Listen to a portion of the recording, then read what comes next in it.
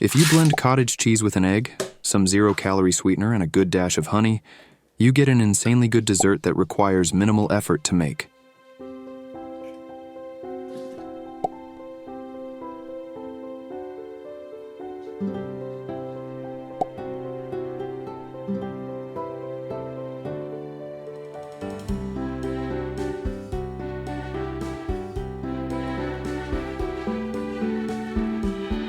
Blend everything until it has a smooth texture like yogurt.